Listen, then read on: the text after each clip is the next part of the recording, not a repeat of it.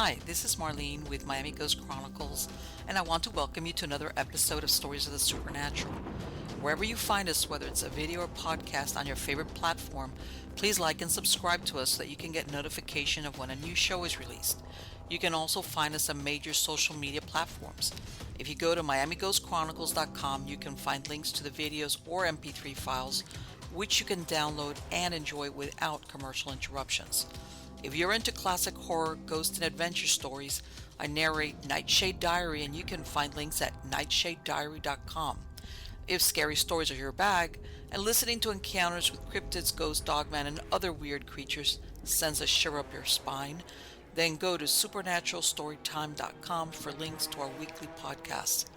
Noteworthy news about the paranormal world, true crime, conspiracy stories, and anything that is just plain weird can be found at eerie.news or visit the Stranger Than Fiction Stories tab at miamighostchronicles.com. Please subscribe to my newsletter on Substack. Just go to mppellicer.com for a link. I want to thank you for being part of my audience, and I think you are all wonderful.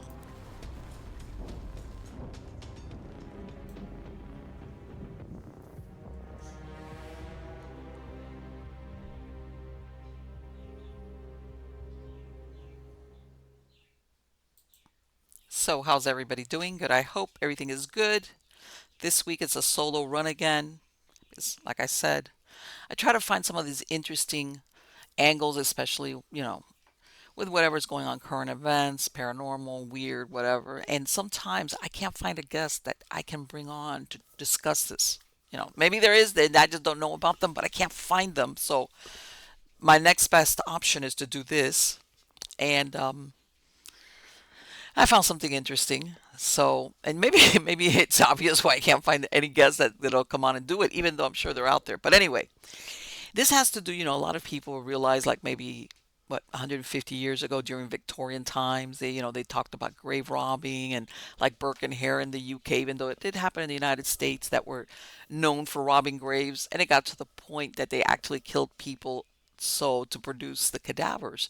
And of course, the ones that were the demand for it was coming from the medical schools for the universities, that they needed fresh cadavers to basically dissect. Uh, and normally, sometimes they would be able to obtain bodies from, poorhouses, or the morgues. Nobody claimed them. Usually, very poor people, or somebody just like fell over and died in the gutter, whatever. But a lot of times they needed more than what could be supplied. Remember, this is not the time where you know the refrigeration was available the way it is now. And sometimes, if the person died from some disease as like contagious, they couldn't use them. And of course, that's where the demand was. And by the way, here in the United States, there were several prominent universities that did do that. Um, and later on, as a matter of fact, there were several stories that came out, like outrage, because they realized after a while that not only were they robbing like paupers' graves or the morgues, things like that, they were going after people with money, or with some, because remember, these were the times that people were buried with their jewelry and things, personal to them. I have a feeling that the ones that came up with this idea were the grave robbers, because remember, these doctors at these universities, they didn't care where you got the bodies. It was like, just supply the body fresh. By the way, as we're talking, they need a fresh body. Um, wherever you get them from, like, they didn't want to know. Like, don't ask, don't tell, like, whatever. So with these, I'm assuming. I mean, I'm pretty sure, that what they realized was, well, we need to get the bodies, but you know what? Why don't we open up some of these graves where people that have some type of means, because these people are going to be buried with their jewelry, gold teeth, a lot of stuff. So what happened was that they started doing that. They started robbing, because remember, this was also the time, before that, but around that time period, where people had gone through the fear of being buried alive. And the flip side of it is that, you or your loved one could end up getting stolen. But what they would do is, they would, obviously, they were on top of when somebody was getting buried. Because remember, also this was a time when obituaries would be posted in the newspapers. So they would go and get that body out of there right quick, usually even the first night after the burial. As a matter of fact, they had hooks that they would put in under the chin, pull them out. But of course, what they would do is they would rebury it, and the ground would still be soft. Like if somebody saw, well, the ground is disturbed, it was like, okay, well, this person was just buried. So it wouldn't raise suspicion that maybe the earth was a little bit disturbed. Like they would make it look like it did before. Women go through many changes Oh, during they their lives, do? and we believe Oh each my milestone God. matters. Wait a minute. Oh, wait. Oh my God. Wait. Wait. I'm telling you, you can't get away from them. You can't get away from ads. I swear to God, there must be people going. We get it, Marlene. All right, that's just a video, okay, that I'm waiting to play. That I just had it there paused, and all of a sudden you're going to get this ad, lady, no matter what. And I apologize. I have to laugh because sometimes I feel like throwing my shoe at the TV, or it's stuff that I'm listening to because there's no escaping it. But anyway, let's keep going on with the story of the grave robbers. Grave robbery. Anyway, this basically is when the people with money started getting, they would dig them up and find empty coffins. Is when the story would break loose, and sometimes there was investigations, and of course, when they would capture some of these robbers, grave robbers, eventually they would point the finger and go, yeah, but Dr. So and so at the where, at the University of whatever, they're the ones paying us. And every once in a while, as a matter of fact, they would raid these universities just to see if they could find, you know, bodies that weren't supposed to be there. But anyway, you would think that that would happen many years ago with the circumstances because of the, hey, we need cadavers. Well, no, no, no. We're still doing that. Well, not we, but there's still a demand for dead bodies for a variety of reasons. But you know what that saying is? Follow the money, or something like that. Now, the first story that we're going to look at is for a funeral home. By the way, these are recent stories. I found several that are a little bit older. God knows. In other words, every once in a while, one of these scandals pops up, very similar to what I'm going to describe. But anyway, this is for a funeral home called Return to Nature Funeral Home, and they're located in Penrose, Colorado. And they were advertising themselves as green burials that would not use embalming fluids, which was followed by cremation. By the way, these two people that you see there in the orange, those orange jumpsuits, they deserve them very much. But anyway, so in 2023, police get a report of a smell coming from a building owned by Return to Nature, and they was described as reminiscent of a broken septic tank overlaid with rotting fish. That's pretty bad. Just that description alone.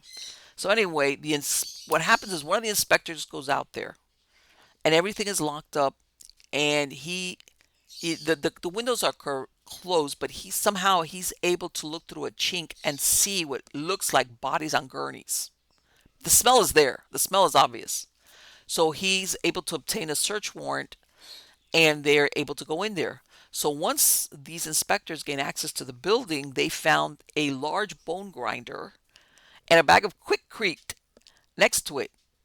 Question obvious is, was this used to mimic ashes? Was this what they were giving to the family member, whoever, as human ashes of their loved ones? But stay tuned. Here we go. So what they found were that the bodies were stacked so high throughout different rooms that in some instances they blocked the doorways. There were swarms of bugs and maggots. 5-gallon buckets were placed under bodies to catch leaks, and they found 191 corpses stored between 2019 and 2023. So, in other words, they had about 4 years worth of corpses. And people may ask, well, Marlene, why would they do that? Well, this is the thing. In order to cremate a human body, you need to have a certain type of a crematorium. You need to have something that will produce such a high heat that it will disintegrate obviously the body and the bone. And what a lot of these crematoriums do is they pay. They if they don't have it, they go and they take it and they pay for it, and then basically they serve as a middleman. All right. Now what these people were doing is they were like, nah, forget taking this body to the crematorium, paying the fee, and then just giving the ashes to whoever wants them. They were just stashing these bodies in there. All right. In other words, they were pocketing. They weren't, you know, besides the if you want to call it the aesthetics of that they were disrespecting dead people, even if they're dead, and defrauding obviously the people that were paying for this. But anyway, there's more to it than that. Let's keep going. So they find 5-gallon tanks. They find about 191 corpses. So they start identifying these bodies with fingerprints, hospital bracelets, and medical implants. In other words, some of these people were taken straight from the hospital, so they still had their bracelets on, medical. And I believe that some that were really disintegrated, that they couldn't get anything like that, they would go to DNA, but that was like the last resort because it's more expensive to go that route. So, and one of the things that they went to was there was a burial site of a veteran who was supposedly buried at Pikes Peak. That grave was exhumed, and inside they found a woman's body wrapped in duct tape and plastic sheets. The veteran's body was found in the Penrose building full of maggots. So I guess they were wondering, was anybody I mean, what's this guy doing here if he wanted to be buried in Pikes Peak? And they got their answer. So anyway, the owner of this return to nature was a guy named John Halford and his wife Carrie. And you see there, for those watching the video, you see the picture of both of them. They were arrested. So they went to trial and they produced a videotape. And I don't know where this videotape come, if it was an adjacent building, or maybe they had the videotape there and they just didn't think that was ever going to be used against them. So a videotape dating to September of 2023 shows John Halford walking inside the building. And now behind this building is a dilapidated hearse. It's like cracked concrete and dried grass around the perimeter of the building. The window air conditioner is the only coolant for the room, and the windows were covered up. So of course this is not what you would need to keep bodies, obviously. Now he's filmed flipping a body onto the floor from a gurney, was wearing diapers and hospital socks. So this obviously maybe was an older person that was incontinent with hospital socks. The body was turned over for cremation and he's just throwing it on the ground. So according to the affidavit during his trial, he appeared to wipe the remaining decomposition from the gurney onto other bodies in the room. Then he wheeled 2 other bodies into the building. In February 2026, John Halford was sentenced to 40 years in prison. And his ex-wife, Carrie Halford, she is awaiting sentencing in April of 2026. They pled guilty to conspiracy to commit wire fraud, and they cheated customers and defrauded the federal government out of $900,000 in COVID-19 aid. Because remember, they started apparently this company right when the COVID epidemic started. All right, and this is the part that I was trying to do. That if we could take a look at this, hold on. I wanted to show you, which is very interesting about what happened.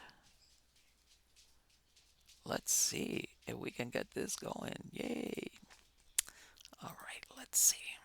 Hold on. This is the story. This is, by the way, this just recently happened where the judge is saying, no, I'm not having, he appealed it. In other words, for lack of a better word, the judge threw the proverbial book at this guy. Now, here we go. Supers leading the charge for Oh my God. There, nobody escapes this stuff. Hold on.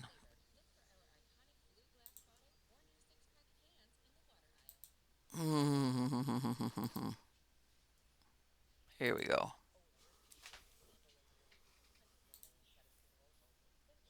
He rejected a plea deal that would have sent John Halford to prison for 20 years. Thanks for joining us. I'm Alexandra Lewis. I'm Kim Christensen. The judge said he's never done that before. But he said after listening to pleas from victims' families in court, he decided the punishment didn't fit the crime. 9 News reporter Steve Steger listened to that hearing. Steve? Yeah, prosecutors argued to the judge during that hearing that the victims of the Return to Nature funeral home learned about all the elements of this plea, but couldn't provide the court with a number of how many of them supported the deal. Those who spoke out in court made it crystal clear they did not. For 4 years, I carried someone else's human, while my own child laid abandoned, dishonored, and eaten away. That in itself is cruelty beyond words. One by one, What did you do with my son? they told different stories. The weight of the box of concrete that I was handed and led to believe were the remains of my mother will forever be carried by me. I chose these monsters. But these victims were united in the same message. Please reject this plea deal. Family members of the nearly 190 people found decomposing inside the Return to Nature funeral home in Penrose were here Friday, expecting a sentencing for the man behind their pain. John Halford took a guilty plea in state court in exchange for a 20-year sentence that would have run concurrently with a sentence in a federal court case. A 20-year concurrent sentence of which only a fraction may be served does not reflect the scope of devastation these crimes have caused. There's no justice in that. That does not feel like justice to me. We deserve to confront the truth. The plea bargain silences those answers forever. It protects him from accountability while leaving us with questions that will haunt us for the rest of our lives. El Paso County Judge Eric Bentley was listening. I was stunned by the articulate nature and the heartbreaking nature of what I heard this morning. It's hard to find words to describe the conduct of the defendant that violated every norm of a civilized society and victimized grieving people at their moment of greatest vulnerability. Bentley did something he said he's never done in his judicial career, rejected Halford's plea agreement. Through some emotion, he explained why. I find it does not adequately take into account the extent of the harm inflicted or the vulnerability of the victims at the time that they were victimized.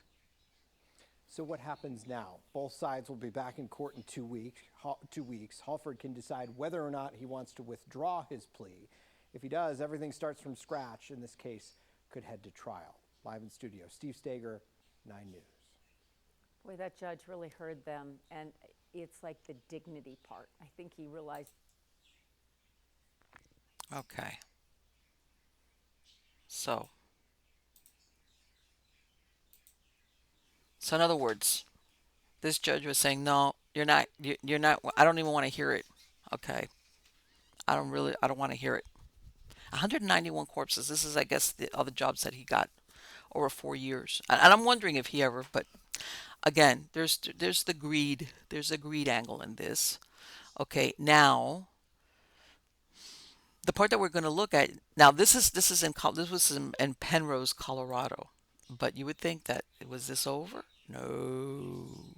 And from what I understand, I was looking at it, and apparently Colorado had very, very lax oversight of funeral homes or mortuaries. All right. And apparently some mortuaries have been doing business and they're fine. But like always, like in other words, there was nobody looking over the shoulders of these funeral homes to see, what are you doing once you get those bodies? Are you stacking them up, or are you doing what you're supposed to? And of course, people are not complaining because they're getting a plastic bag with what they think is the remains of their loved ones. But just a couple of months later, here we go. This is a place called Davis Funeral Home. All right. Now, this is a few months after they discovered the room in 2023 of Return to Nature Funeral Home. All right. And this one, because of this discovery, the governor of Colorado asked for the county coroner to resign when the state inspectors found at least 24 bodies in a room hidden behind a cardboard display in a funeral home he owned. They were led to the hidden room by a strong odor of decomposition. I'm thinking to myself, why hide them? If this thing smells as bad as it is, you're hiding what? So anyway, this gentleman's name, and for those of you watching the video, they are taking his oath. Like, his name is Brian Cotter, and he was the Pueblo County coroner And he admitted to inspectors that some of the bodies had been given over for cremation 15 years ago. 5 years ago. And he had given false ashes to the deceased family members. Now, he was elected as a county coroner in 2014, and his term expired in 2027. And he bought this Davis mortuary with his brother Chris in 1989. And his father owned and operated funeral homes in Nebraska, Kansas, and Colorado. So this guy's familiar with the funeral mortuary business. All right. He grew up with it and he knew what he was doing. So it's not like pleading ignorance. So, and I still don't understand why he would keep these bodies 15 years. But anyway, not all of them, obviously, but who knows? Now, according to its website, Davis Mortuary was founded by A. Ray Davis, who operated in the Pueblo area since 1905 and added Southern Colorado first crematory in 1971. So apparently they bought this mortuary with that name because, wow, it's been here for how long when they bought it? 84 years. Now, he was earning, by the way, Mr. Cotter was earning $131,700 per year in his position as county coroner. Then in October of 2025, what is that, a few months ago, 24 bodies had been identified.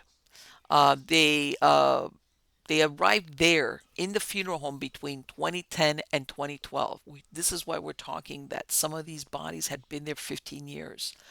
Agents removed multiple containers of bones and probable human tissue representing an unknown number of deceased individuals. The building is also a Masonic temple and was run by Brian Cotter for some time since he was listed as the president of the Masonic Temple from 2009 to 2010. I don't know, that's weird. Or is it just a coincidence? He's a Mason. I don't know. But anyway, he resigned. He was forced to resign, obviously, from being a coroner. Because this is the thing. Since he was elected to this position, they couldn't throw him out. In other words, he wasn't appointed. He was elected. But I guess it was such a scandal that he actually went ahead and he resigned.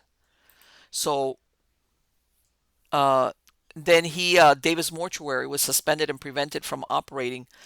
They relinquished their license to operate as a funeral home and crematory. This is what I'm saying. Not every funeral home has a crematory. They had a crematory.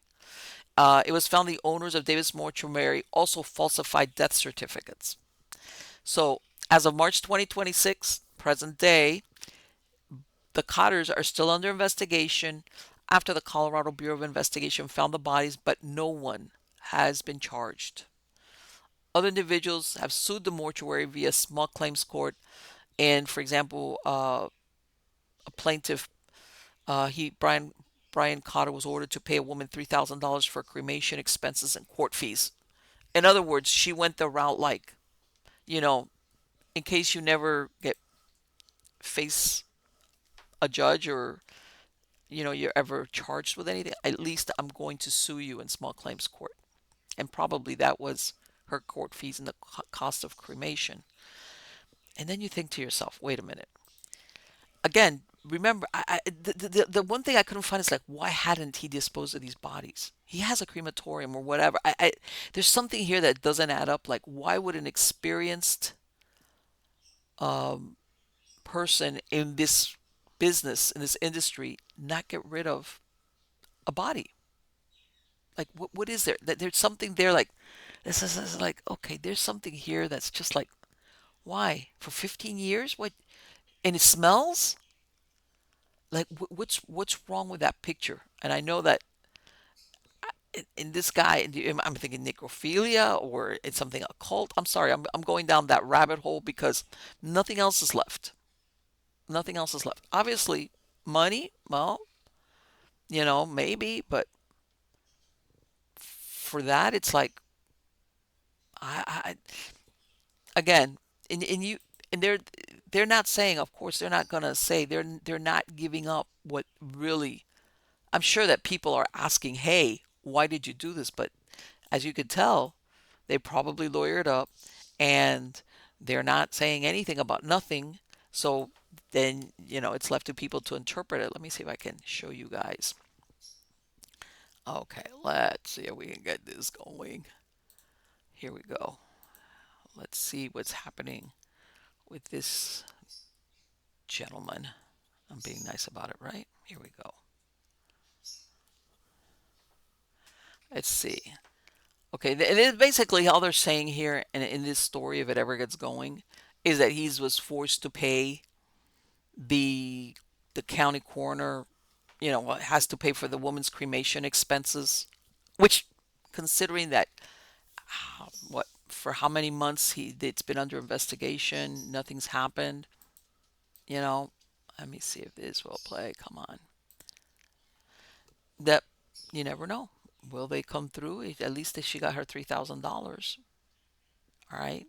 And Pueblo County judge here we has go. ruled that the former county coroner will have to pay a woman $3,000 for cremation expenses and court fees. That ruling happened this afternoon in small claims court against Brian Cotter and his brother Chris. The former coroner and his brother are also under investigation after the Colorado Bureau of Investigation says investigators found 24 bodies behind a hidden door at their private business, Davis Mortuary in Pueblo. That was in August. The CBI has yet to charge anyone in the case, but the state has suspended the mortuary's license. We asked Brian Cotter to address these allegations. When we saw him walking into court today, he chose not to answer. Okay, so there you go.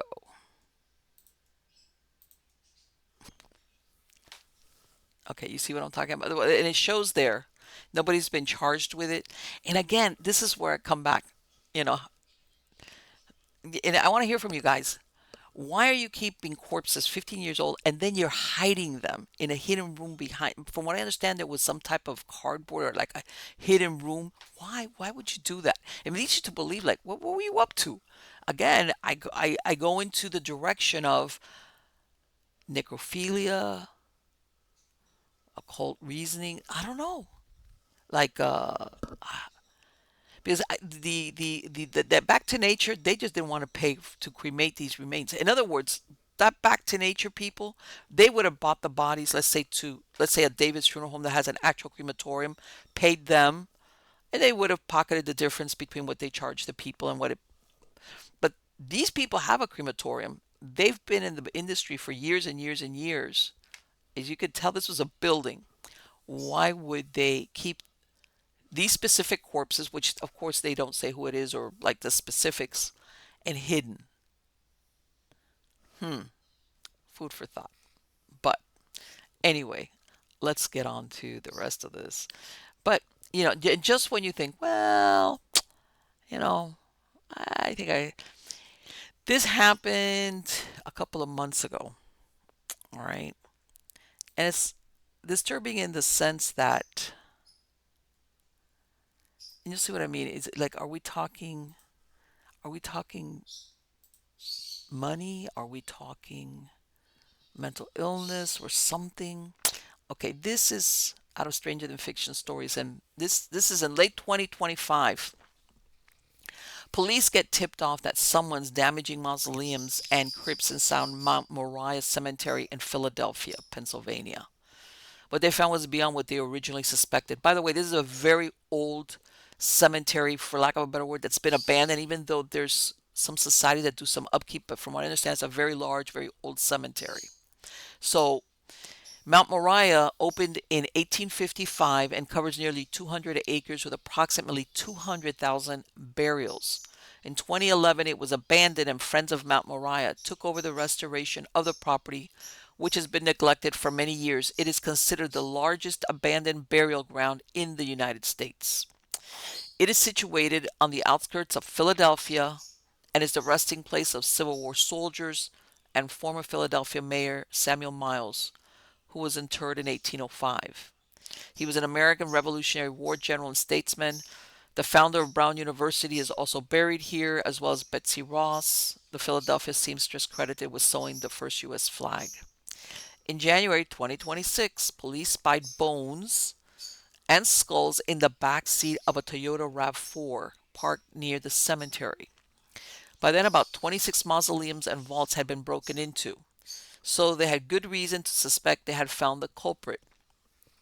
They had received an online tip that urged them to look into whether Gerlach, this gentleman would turn out to, his name is Jonathan Gerlach, was connected to one mausoleum robbery in particular.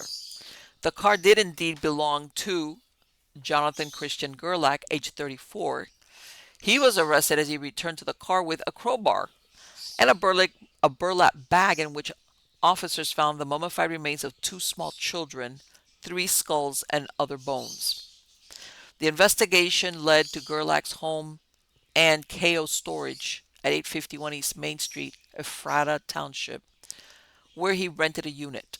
Most of the remains were in the basement, and more than 100 human skulls, long bones, mummified hands and feet, 2 decomposing torsos, and other skeletal remains were found. Jewelry was recovered, and one set of remains still had a pacemaker attached. Gerlach targeted sealed underground vaults and mausoleums which contained older burials.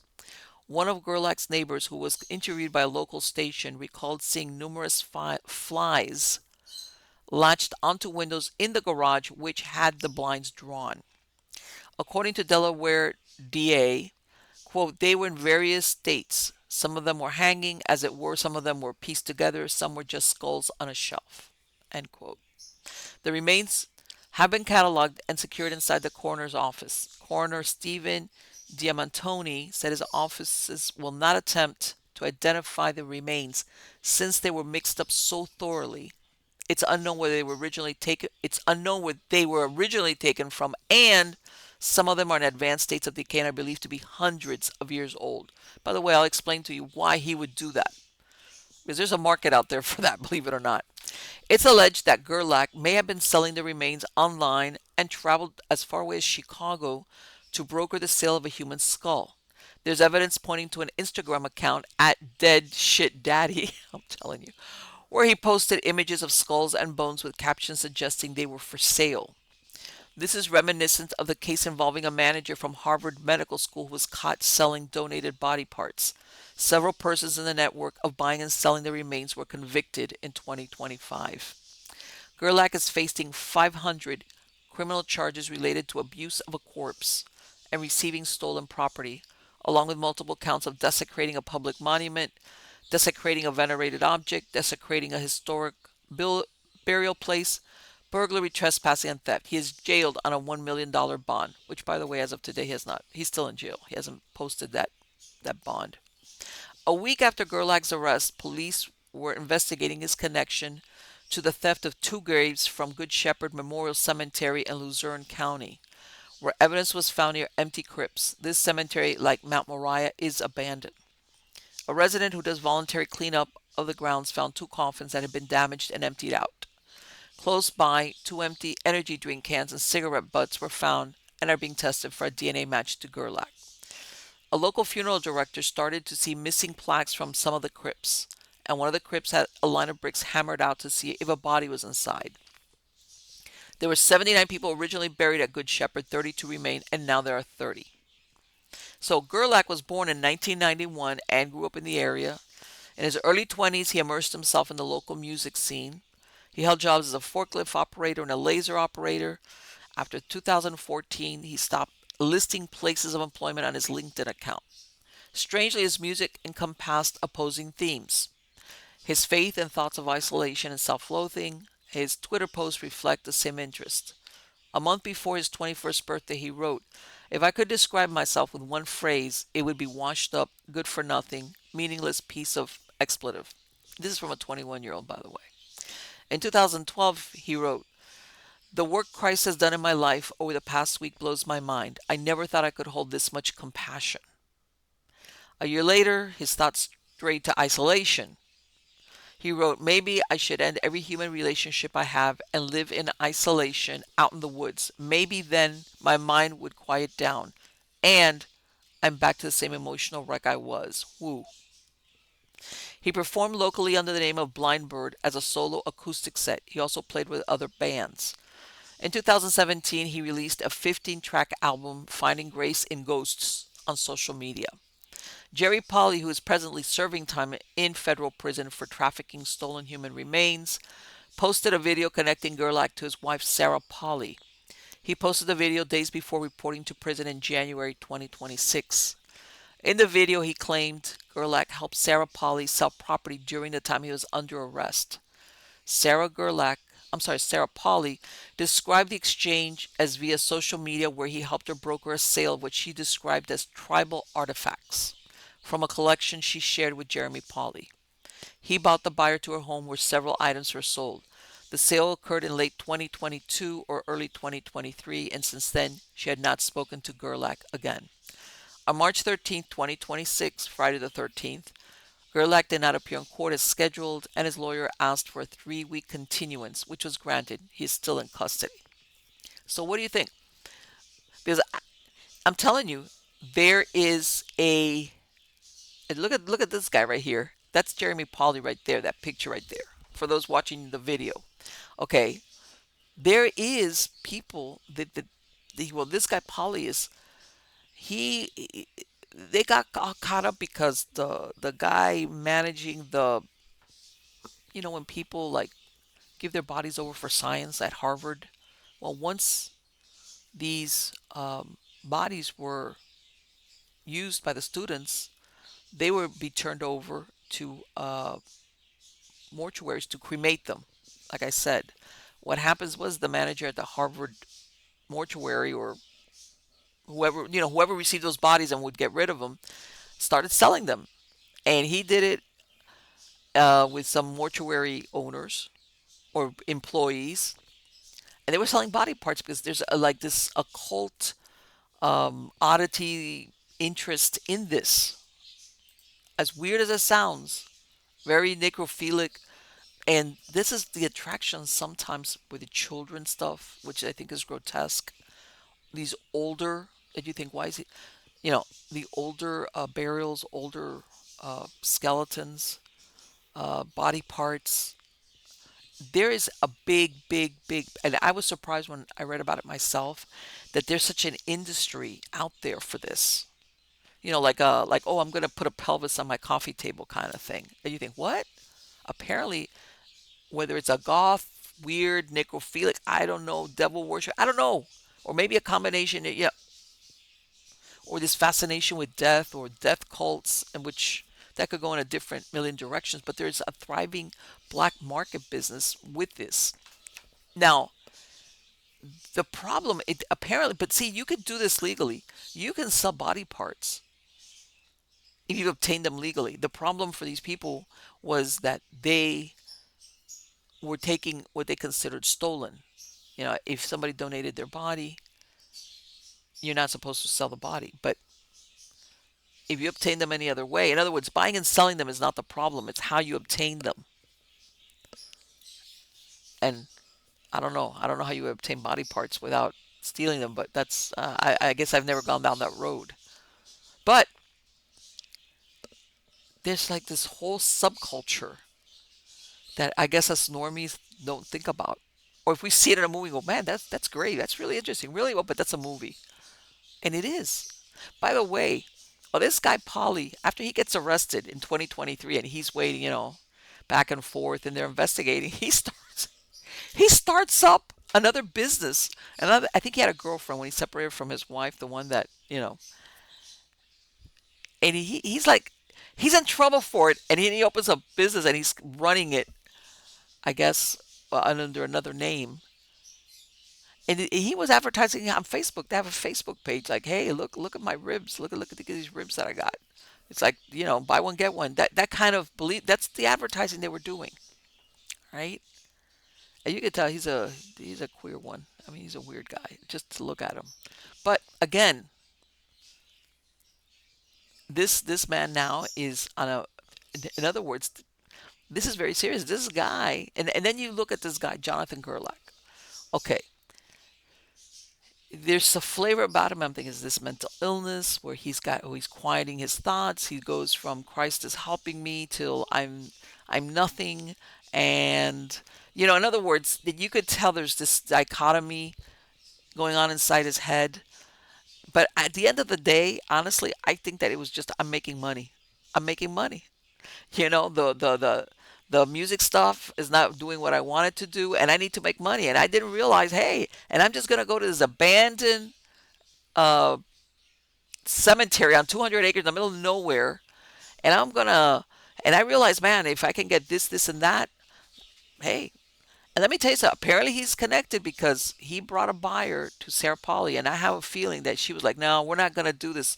No PayPal here. You know, you're going to have to bring this buyer, and a cash only deal." And so here we're going. But let's go to this last story, as in this is another angle also why some of these cadavers are being taken, which is kind of sad and very. How's this? I don't know. Then I look at myself and I'm like, am I being real vanilla about this? But nah, I'm not. I'm not. There's just something that's disturbing, and whichever way you slice it or dice it, you realize there's something wrong here. Okay, so this next part. Okay, this story. This happened. This was a little bit older. It's like I think it was 10 years. All right. Now, what happened was this is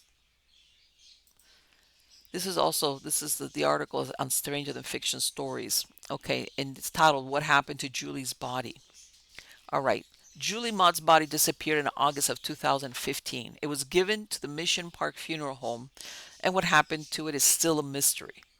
Julie died on August 8th from cystic fibrosis. Her family attended services at Mission Park Funeral Home on August 15th, which was her 26th birthday. The day of the service, her family left except Bill Wilburn, her ex-boyfriend, who stayed behind for 15 minutes. The employees escorted him to the door and they left soon after, activating the alarm system on the way out. The next morning, Julie's casket was empty. It had a damaged hinge, but police could not find any evidence of forced entry into the building. The alarm had not been triggered either. Julie's body was scheduled to be cremated. The premises had no surveillance cameras, making it difficult for police to determine whether multiple individuals were involved.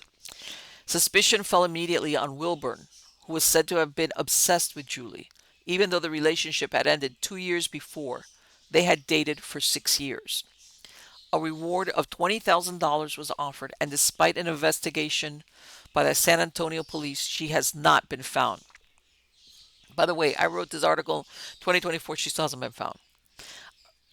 Court documents found a business relationship between the funeral home and Bear and Beitel, a subcontractor. Mission Park initially denied using subcontractors to embalm or transport bodies, but eventually they admitted to using them for several years. Bear and Beitel had keys and the alarm codes to the funeral home in order to deliver or pick up bodies after hours. After this was exposed, the funeral home limited access to their facility only when their personnel was on site. Shortly before the disappearance of Julie Mott's body, Bear and Beitel was named in another lawsuit regarding the mishandling of a body. Its parent company, MP Inc., had been sued for damages and breach of contract a dozen times in the past 17 years. Wilburn continued with his odd behavior. In February 2016, the family reported to the police that he would call and ask about updates on the search for Julie's body. 4 months later, he violated a trespass order at the funeral home several times. He was seen on security camera footage driving repeatedly around the building, looking through windows, shaking doorknobs, and staring right into the cameras. He was arrested twice and charged with trespassing. In February 2018, a jury awarded $8 million to Julie's parents over the loss of their daughter's body by Mission Park Funeral Home. They were accused of negligence and gross negligence. They in turn accused Bill Wilburn of stealing the body. During the jury trial, it was revealed that the alarm code for the buildings hadn't been changed in 20 years, and that nearly 24 people knew the access code.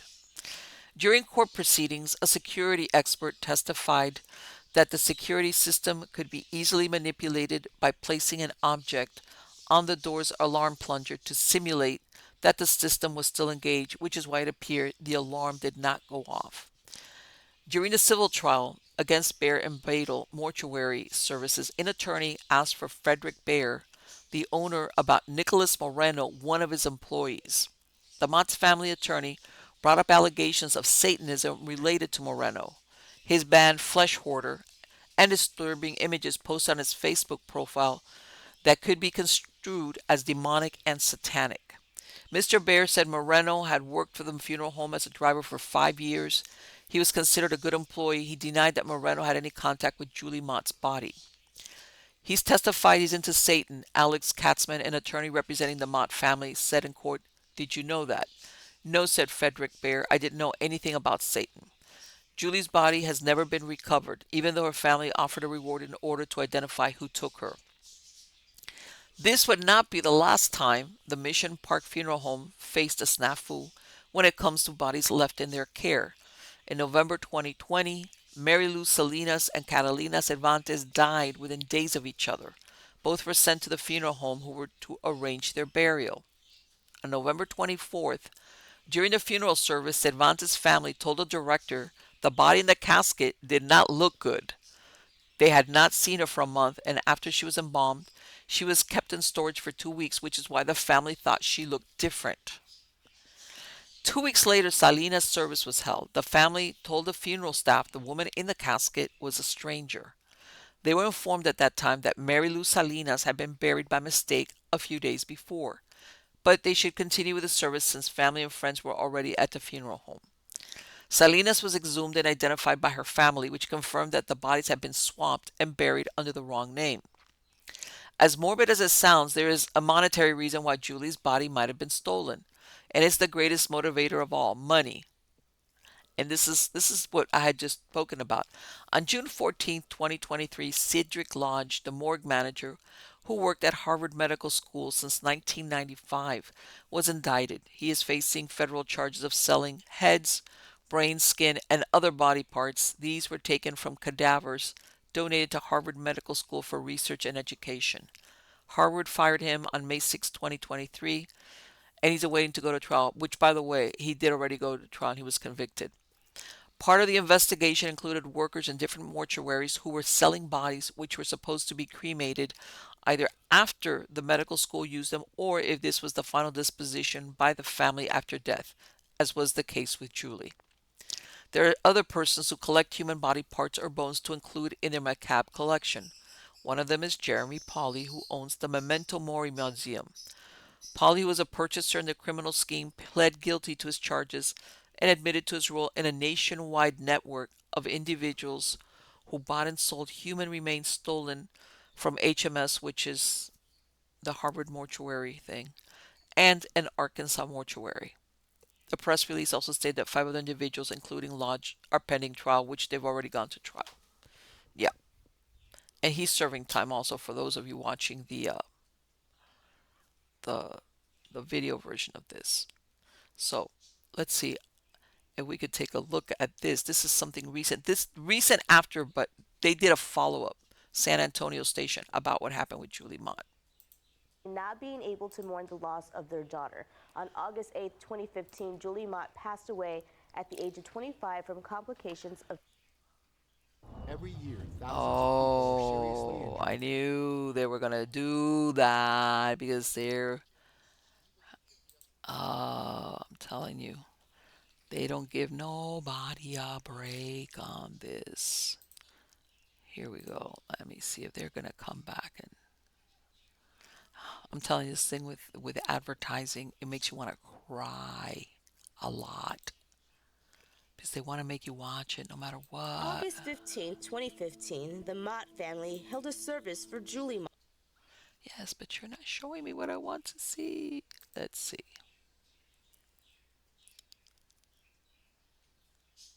All right, let's see. Hold on. Let's see if we finally get this thing rolling. I don't know if my internet or what's going on with that. Hold on. Now I'm glad that, because really, let me tell you something. It's very frustrating when everything you have to watch advertising that's like, Anna, I don't want to see this anymore. Okay, let's see if we can get this. Here we go.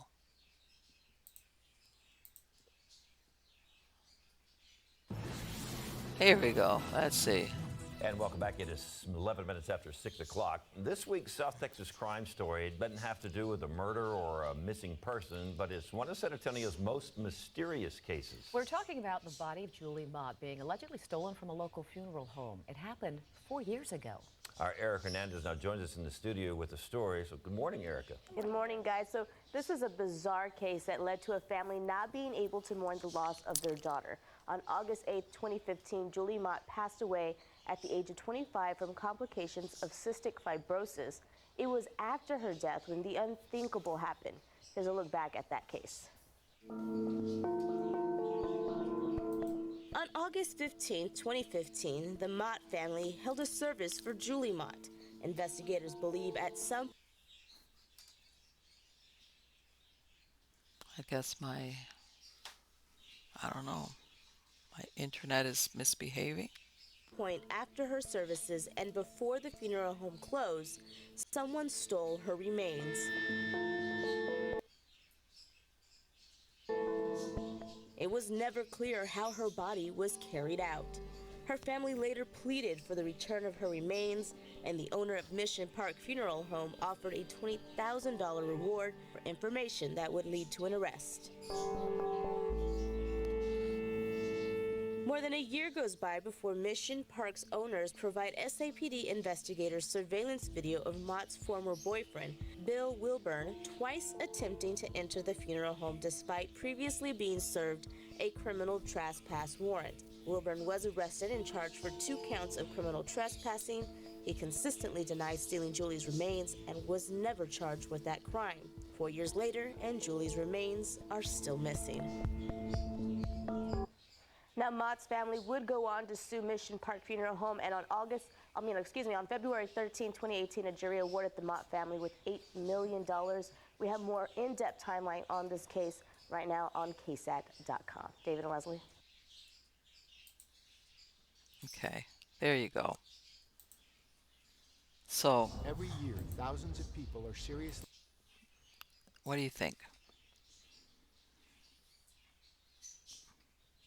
Here,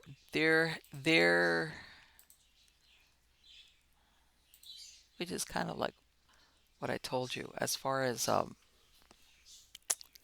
what's happening with this.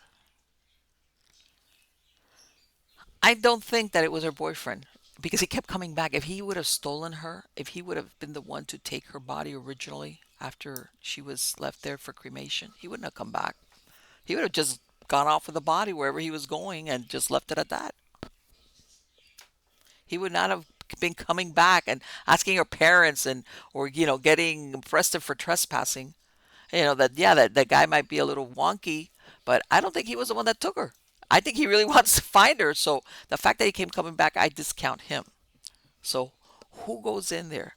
Was it the driver who happens? By the way, I did look at his stuff, and yes, it is satanic. A body like that, yeah, I could see it being used that he was the one that might have. I could consider it. Honestly, I could. And the fact, of course, that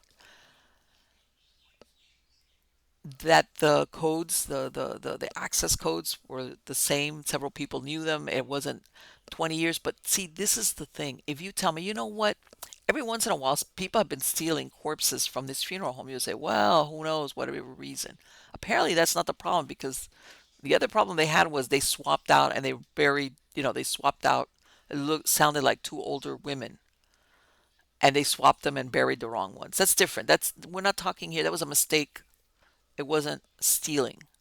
But when you're talking that a young girl, she gets stolen, her body gets stolen right after they do a viewing for her, to me that has an cultish, necrophiliac, something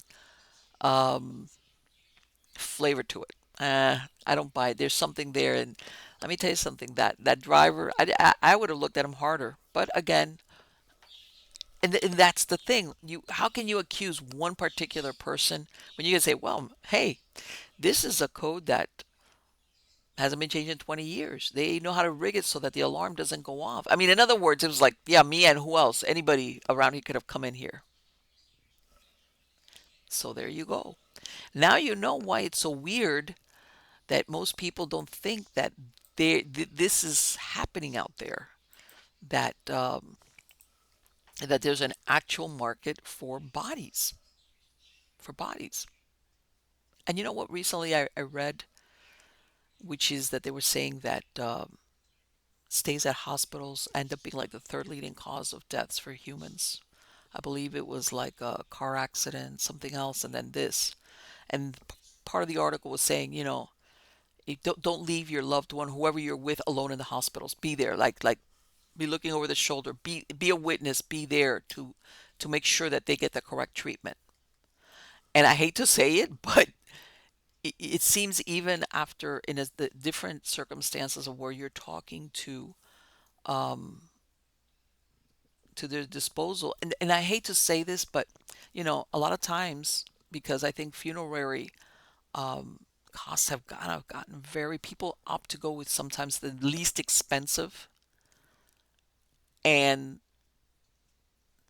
I hate to say it, but you have to like really do your homework, your research of all things, of what's happening with your loved one, even for their care.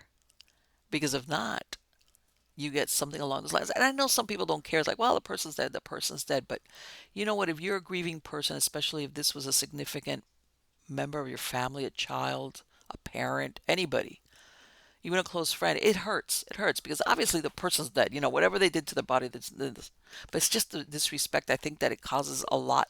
In other words, there's more hurt to the living than obviously to the dead, besides the disrespect that was showed to them. That obviously it causes a lot of pain and mental anguish. I could see that. So yeah, in other words, keep your head on a swivel whether you're alive or you're dead, because you're still, you think of human trafficking. There's such a thing as human trafficking of body parts, of human remains. And there you go. So anyway, guys, I hope you like this walk into the weird. And I still have guests lined up, not to worry. But every once in a while, I want to do these solo experiences because I couldn't get anybody to interview on this. But please sign up for my newsletter on Substack. I have links to everything. Go to storiesofthesupernatural.info. Go to mppellicer.com. I've got links to everything there, whether it's articles, video links, podcast links. You can find me. And I will be seeing you soon. Till next time. Take care.